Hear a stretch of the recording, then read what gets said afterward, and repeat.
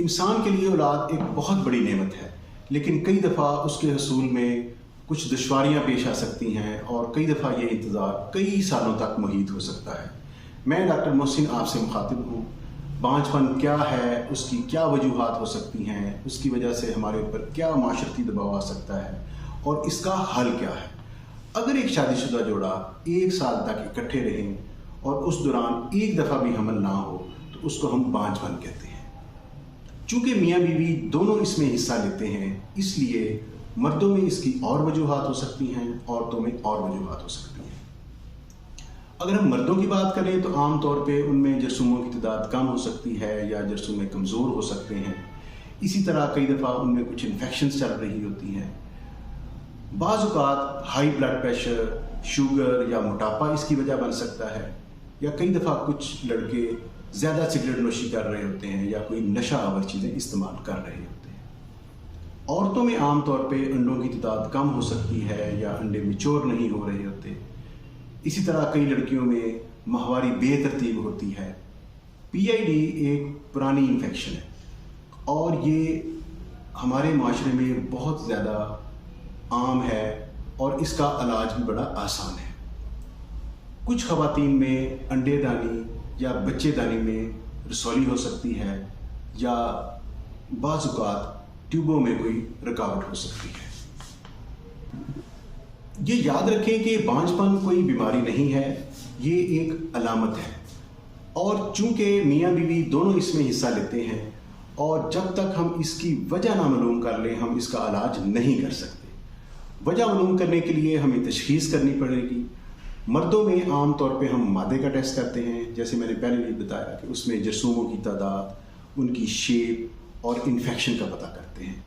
औरतों में हम आम तौर पे पेट का अल्ट्रासाउंड या अंदरूनी अल्ट्रासाउंड भी कर सकते हैं। बाज़ औक़ात ट्यूबों का टेस्ट भी कराया जाता है। ख़वातीन में हार्मोन्स का टेस्ट भी कराना चाहिए और थायराइड का टेस्ट भी करवाना चाहिए।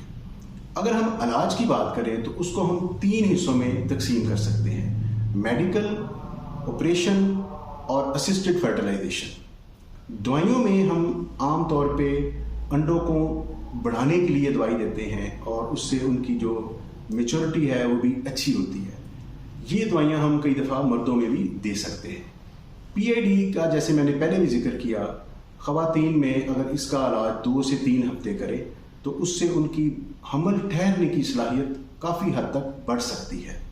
इसी तरह मर्दों में कोएंजाइम ए है, वो भी दिया जा सकता है। ऑपरेशन की बात करें तो ऑपरेशन में जो सबसे गोल्ड स्टैंडर्ड है वो लेप्रोस्कोपी है। उसमें फ़ायदा ये है कि वो तशख़ीस के साथ साथ इलाज में भी मदद देता है। कई दफ़ा अगर ट्यूबों में थोड़ी बहुत रुकावट है उसको भी हम उससे बेहतर कर सकते हैं। इसी तरह अगर अंडेदानी या बच्चेदानी में रसौली है तो उसका इलाज किया जा सकता है और डिटेल अंदरूनी मुआयना भी किया जा सकता है। लेकिन आप ये याद रखें कि जनरल केयर में अगर आपका वज़न ज़्यादा है तो आप अपना वज़न कम करें, हल्की फुल्की वर्जिश करें और सैर लाजमी करें और इसके अलावा आप रिलैक्स रहें, क्योंकि हर माशरे में इसकी वजह से मियाँ बीवी के ऊपर बहुत ज़्यादा समाजी दबाव आता है और अगर आपने ये दबाव महसूस किया तो कई दफ़ा ख़वातीन या मर्द जो हैं वो ज़हनी दबाव का शिकार हो सकते हैं और वो उनको एंग्जाइटी हो सकती है।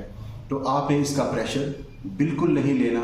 अगर आप प्रेशर लेंगे तो इससे आपको और मसले हो सकते हैं। जैसे मैंने पहले बताया कि अगर सिगरेट नोशी कर रहे हैं या कोई नशावर चीज़ इस्तेमाल कर रहे हैं तो वो बिल्कुल तर्क कर दें।